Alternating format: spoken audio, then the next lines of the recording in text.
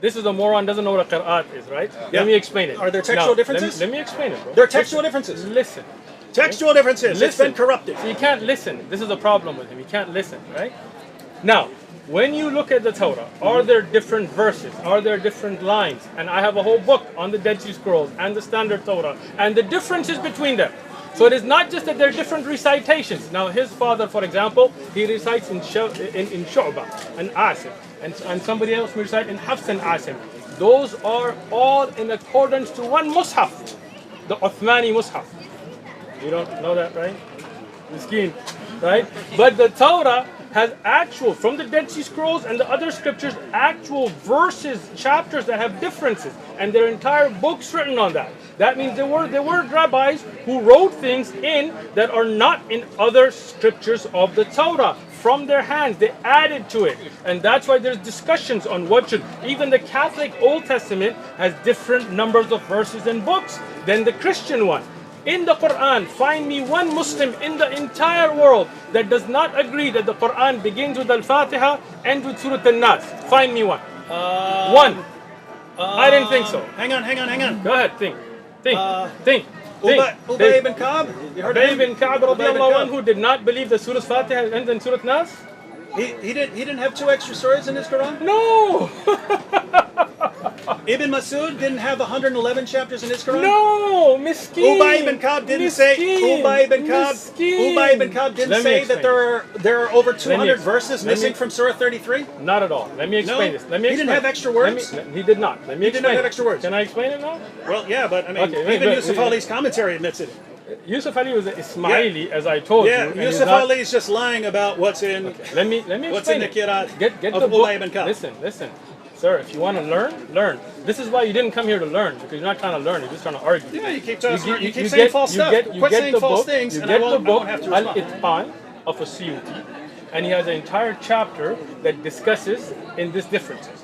What he explained about Ubay ibn Ka'b radiyallahu anhu are those ayat that were revealed and then put in different surahs. It's not that they were disappeared. Ibn Mas'ud, let me finish, bro. Let me finish before you go to Yusuf Ali. And Yusuf Ali, again, was Ismaili. We don't accept his commentary. He even denied the Hurul Ain, so I mean, we're not going to go there, right? But now when we go to the Yusuf Ali, I said that in the beginning. When you first pulled that out, I told you, Yusuf Ali, he's Ismaili. I told you that in the beginning. I know you hate all these other groups. It doesn't mean I can't get information from them. Why should I trust you over them? Evidence. Okay? Now, a Suyuti, which is a standard for Itqan, he says about Ibn Mas'ud, it is not that he didn't have Qulawd al-Falaq, Qulawd al-Nas, but he took them as adhkar originally until it was reminded. And that's why when Zayd ibn Thabit, you know who Zayd ibn Thabit is? Yeah. You know who he is? About the Quran. When he compiled it, was there any khilaf or was there ijma'? Ijma'. Consensus of all of the Sahaba that this is the Quran as revealed from Al-Fatiha to Nas. Zayd ibn Thabit radiyallahu anhu in the time of Abu Bakr and again in the time of Uthman. This is the ignorance that he doesn't know. He did not. Zayd ibn Thabit left off the Quran. What's wrong with you? He didn't find. What is wrong with you? Zayd ibn Thabit didn't when he did the Uthmani recension. He didn't find a couple verses that were missing. No. Okay. Where did you get that from? Interesting. Yourself? You didn't find the two verses from. Listen. Zayd ibn Thabit radiyallahu anhu, when he compiled the Quran in the time of Abu Bakr radiyallahu anhu and re-standardized the prints you sent out, they were the same. This is why the Sahaba came to an ijma'. You know what the word ijma' means? Consensus. I mean, no Sahabi disagreed when this was sent out. Ibn Mas'ud radiyallahu anhu knew Qulawd al-Falaq, Qulawd al-Nas. He led them in salah with them. There are ahadith where Ibn Mas'ud recites them in salah. But what he was explaining was he took them to be adhkar originally until he was reminded. And that's why when Zayd ibn Thabit compiled the Quran, he didn't just do it from his own. He collected all of the Huffaz and all of the Sahaba until they came to a consensus. And that's why today, I ask you, David Wood, find me one Muslim that does not believe that the Surah Al-Fatiha to Surah Al-Nas is Quran. You're talking about after all the variants and so on are burned. Again, Uthman had to burn them all. Uthman did not burn variants. This is again your ignorance. So let me explain. No. The reason for compiling them and burning them was because there were differences in the recitation of the Quran. There are all the recitations go to the Mus'haf of Uthman. Then how could those differences have been gone? Now, let me finish with you now. When Uthman radiyallahu anhu collected the Quran, people had small scripts. And what he wanted to do was to make sure that people don't start to take those scripts and misunderstand and join them in wrong places as a not in a book format. So he compiled it. Said differences in the recitation of the Quran. No, again, the differences of Qira'at continue on the Mus'haf Uthman. Even today, every Qira'at has, you know the three conditions of the Qira'at? One second, just let me read this so I can put it down. So this is commentary on the verse, Surah 33, verse 6. The Prophet is closer to the believers than their own selves, and his wives are their mothers. He says, in spiritual relationships, the Prophet is entailed to more respect and consideration than blood relations. In some qiras, like that of Ubay ibn Ka'b, occur also the words, and he is a father of them, which imply his spiritual relationship and connection with the words, and his wives are their mothers. So in his qira, so he in says, his qira, no, wait, extra words. Hold on. Now, this is your ignorance again. Bring me the ayah. David Wood's going to get done another time now. Yeah, because you're ignorant. Because Ubay ibn Ka'b screwed up. Because you didn't understand the hadith. That's the problem. Okay. There you go, right there. That's the note. That's the verse. So the note is for some strange reason. 7-4. For some strange reason, Ubay ibn Ka'b had extra words in his. He did not have extra words. Hold on, I'm showing you. Right? وكان الله بما يعملون بصير. والنبي صلى الله عليه وسلم ولي للمؤمنين من أنفسهم وأزواجهم وأمهاتهم. Here, in this recitation of Ubay ibn Ka'b, which again this is one of the shadh recitations, meaning this is not established from the mutawatir ahadith, which you don't know anything about, but what can I do? Here, the word is pronounced differently. It's not an additional word, which changes its meaning from their own wives, from their own selves and wives, to rather their own fathers. But this is first off, this recitation. Says, and he is a father to them. Right. Again, so like here, how he is closer to them in the recitation, the word changes the meaning of it. Not that there is an additional word, right? Like the word. He said, occur also the words. Let me explain it to you again, and you get it on, and you can read it. But the thing is, you don't really want to learn. The word walid in walida, for example, right? And just the change in recitation changes the meaning.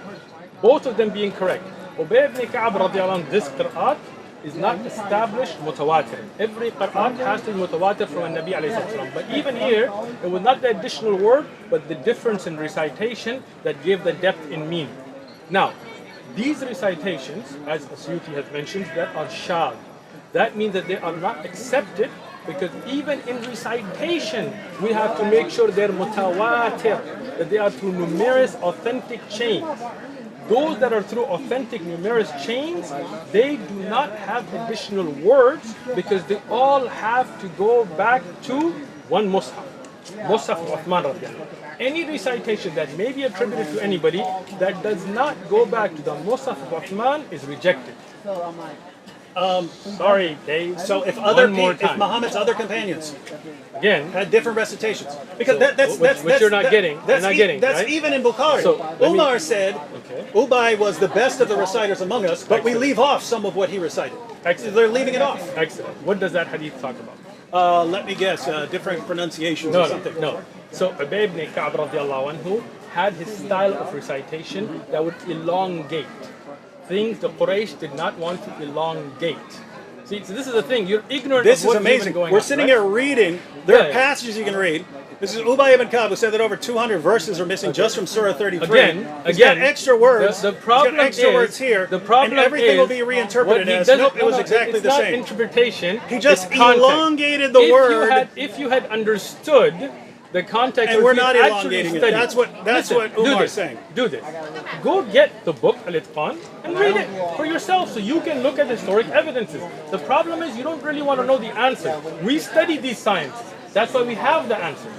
You don't study them and make ignorant attempts to make videos, and that's why when I correct you, you're like, oh, how come you always have the answer? Because we study this Quran. I would like your answer on this, and I'm not even objecting. Can we? And I told you, this is like almost 6 I actually want this. And he told me one more thing half an hour ago. Sahih Muslim. This is your last thing then? Sahih Muslim. Last thing? Sahih Muslim 2286. Okay. That's where Abu Musa, it says Abu Musa went to the reciters of Basra, and he said, be careful that you're reciting the Quran for a long time doesn't harden your hearts, as were hardened the hearts of those who came before you. And then he says basically they forgot 2 chapters of the Quran. 2286. You're using Dar es-Salaam. Which one do you want me to use? Show me the hadith I can. Wait, it's Sunnah.com gives. I just want to look at the wording of the hadith that you're saying. Because you misunderstood every hadith till now, so I'm assuming you misunderstood this as well. You don't know what hadith I'm talking about? Nope. And not until you show I me. think the one I saw with them, the interview was 2 stars for that. So he didn't answer. He actually didn't answer like good questions.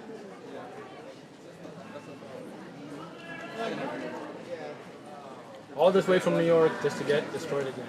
Miskeen. Ring it. Oh, can't find it. No. You were throwing the number This has out a different. like This has a different numbering system. Then which one were you looking at? Yeah, that's what I was saying.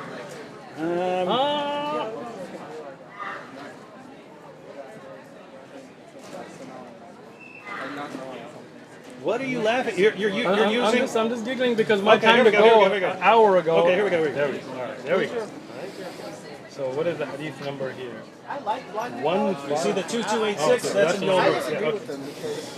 yeah, okay. So, you are the best amongst the inhabitants of Basra, for you are the reciters amongst them, so continue to recite it. Continue to recite it.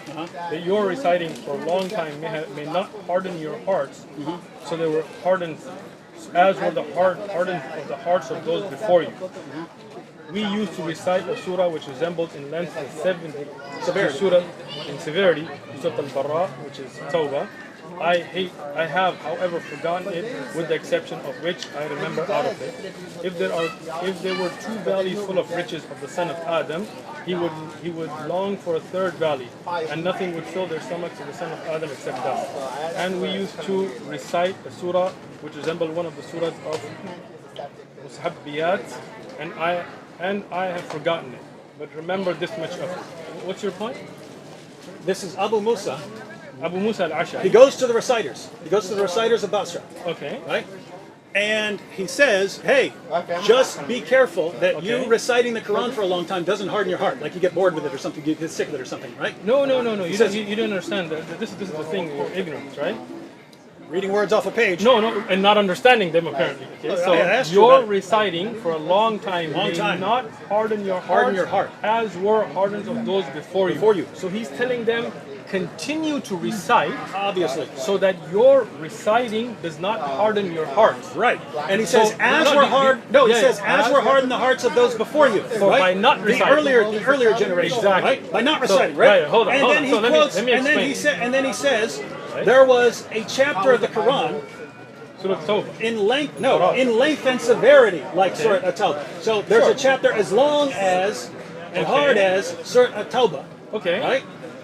But I have forgotten it. Sure. Right? But he gives a verse out of it. If there were 2 valleys for the son of 2 valleys of riches for the son of Adam, they would want a 3rd. Miskeen. And so he's telling Let me explain it to you. This is Abu Musa saying they forgot 2 chapters. This is your ignorance again, right? What chapter is that? Let me explain it to you what chapter. That is not a chapter at all. That's actually a hadith. That's a hadith. That's a hadith. So let me explain this to you. So he didn't know. You waiting? You ready? You okay?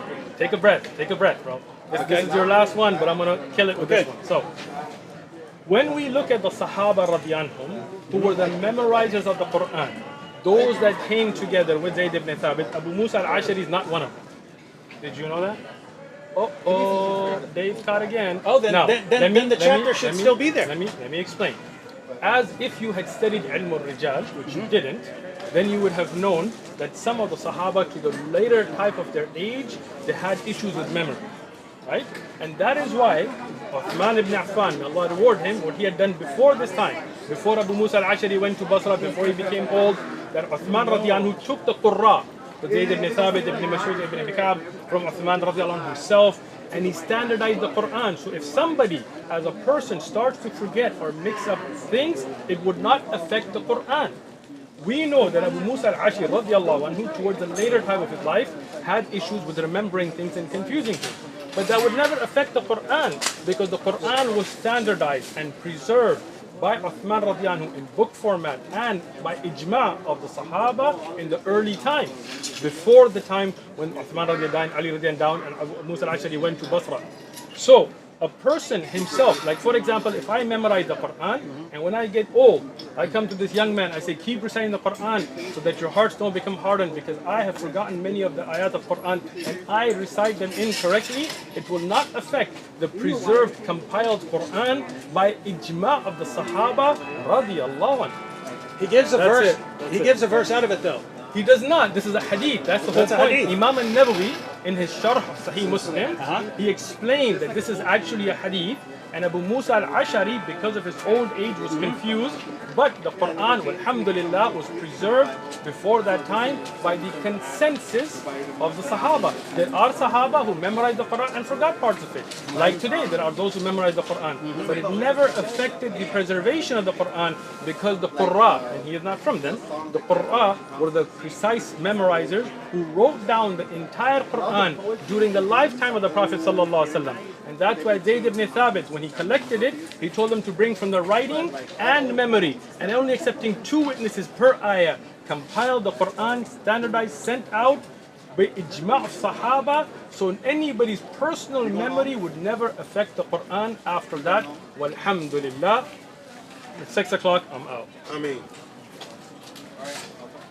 You're gonna want to keep going because you know you got destroyed repeatedly. Oh, but I got a I life. find it interesting, very interesting, because I've seen that interpretation that you quoted. It's a hadith, and I've seen like 9 different explanations Talk to your to camera, explain that because you know away. you can't talk to us. I'm talking to you. Yeah, it's 6 o'clock. I'm talking to you. I've noticed. It doesn't seem there's a consensus on what that means. and by the way, I've No, there's no already blamed you consensus, for my right? wife when I'm late. The consensus on the Quran's preservation has been documented in Al-Itqan. Go look at it.